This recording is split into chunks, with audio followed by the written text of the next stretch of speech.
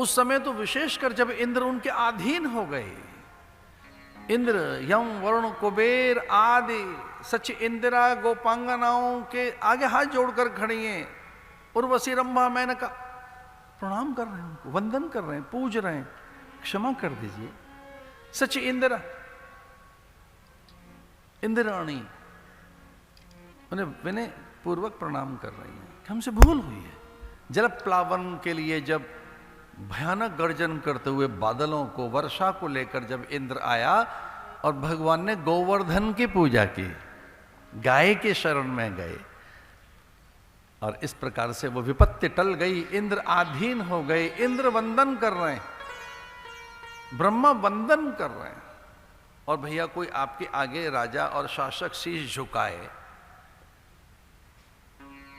तो आपका क्या अभिमान हो जाएगा? हाँ, अभिमान नहीं होगा आपको अगर ये पता लग जाए कि आपको शीश नहीं झुकाया जा रहा है, भगवदीय विभूति को प्रणाम किया जा रहा है। हमको लोग कई बार प्रणाम कर रहे होते हैं, हमें तो अभ्यास हो गया है। कई लोग हमें प्रणाम कर रहे हैं, दिन भर लोग हाथ जोड़े खड़े हैं। हमको पता है कि अवधेशानंद को प्रणाम नहीं है, ये काषाय वस्त्रों को, ये सन्यासी को प्रणाम है, ये आचार्य को प्रणाम है, ये साधु को प्रणाम है, ये परंपरा से उन महापुरुषों को प्रणाम है। अस्मदाचार्य पर्यंताम वंदे गुरु परंपराम। ये जो लंबी लंबी कतार में लोग खड़े हैं शीश झुकाए, उसी समय हम कह देते हैं कि प्रिय अवधेशानंद जी, कोई आपको सर नहीं झुका रहा है, सन्यासी को शीश झुका रहे हैं, सावधान। आपके आगे तो एक दो बार बैंड बजे होंगे, यहां तुम्हारा हर दिन बैंड बजने को तैयार है। जैसे तैसे मना करते हैं, भैया शोभा यात्रा में नहीं बैठेगी।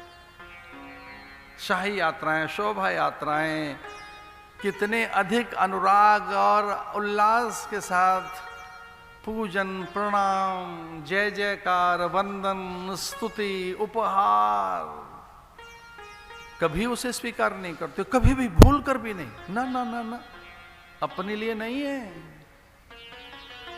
ये, कभी अपने लिए नहीं है। तो किसको प्रणाम हो रहा है? कृष्ण के कारण। ब्रजवासियों को प्रणाम किस लिए किया जा रहा है? इंद्र आदि किसके लिए, किसको शीश झुका रहे हैं? उस विभूति को, उस विद्या को, उस महत्ता को, उस श्रेष्ठता को, उस परमात्मा को शीश झुका रहे हैं, ब्रजवासियों को नहीं। पर उन्हें अभिमान हो गया कि देखो इतने बड़े बड़े लोग आकर हमको प्रणाम करते हैं, प्रथम पुरुष हमें प्रणाम करता है। ब्रह्मा, सुरेंद्र, देवताओं का राजा, सच इंदिरा, उर्वशी, रंभा, मेनका, सुरबालाएं, ये अप्सराएं, ये गंधर्व कन्याएं, यक्ष बालाएं, जिनके दर्शन दुर्लभ हैं, वो ब्रज में मारी मारी फिरती हैं, प्रणाम करती हैं। पूर्ण ब्रह्म सनातन, भगवान आपके संबंधी बन गए। उन्हें हल्का सा अभिमान आ गया, और जैसे अभिमान आया तो भगवान अंतर ध्यान हो गए, भगवान वहां से चले गए।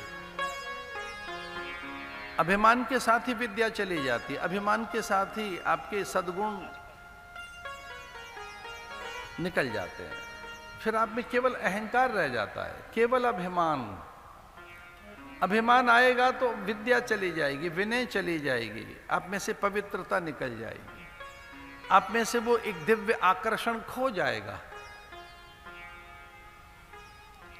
अभिमान नहीं आना चाहिए। अहंकार आएगा तो आध्यात्मिकता पर प्रहार करता है, वो अहंकार आध्यात्मिकता को खंडित करता है, आपकी दिव्यता का क्षरण करता है, आपकी सौमनस्यता, आपकी सौख्यता, प्रियता, दिव्यता को खंड खंड कर देता है, भग्न कर देता है। भगवान निकल गए उनके जीवन में से, रस चला गया, उत्साह चला गया, उत्साहहीनता, अब उत्सव चला गया, वो चली ही गई, एक रंग तरंग उमंग, वो रस चला गया। अब रास में रस नहीं रहा, रास में खाली नृत्य है, स्टेप्स हैं, ताली है, इधर उधर झूम रहे हैं, वो रस कहाँ गया? कहां गया रस? रस तो खो गया। तो जब केवल ताली रह गई और केवल अंगों का झूलना रह गया, उन्हें लगा कि रास में से रस कहां गया? रसेश्वर तो गए, भगवान तो चले गए, अभिमान में वो रह नहीं सकते।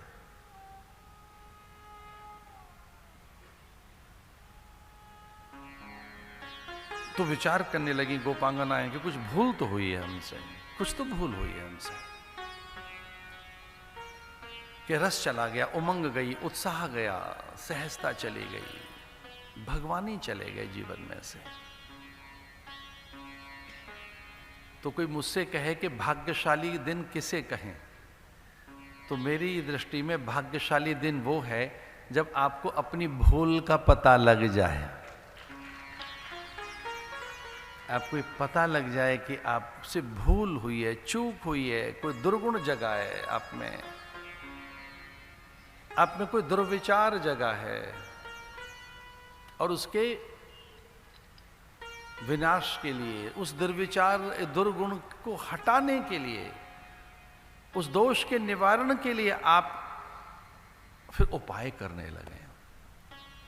कौन सा उपाय है? पाप के प्रायश्चित अनेक बताएं, पर एक और पाप का प्रायश्चित है जो अद्भुत है, वो है पुनरावृत्ति न करना। पाप का सर्वोत्तम प्रायश्चित है पुनरावृत्ति न करना। भूलें हो गई हैं, होती रहने दो, आप हमें क्षमा कर देना। एक बात कहनी थी, गलतियां करते रहते हो, करते रहो, करते रहना, उसी के लिए तो बने हैं, नहीं तो देवता बने होते। गलतियां करते रहना, लेकिन पुनरावृत्ति मत करना, रिपीट मत करना।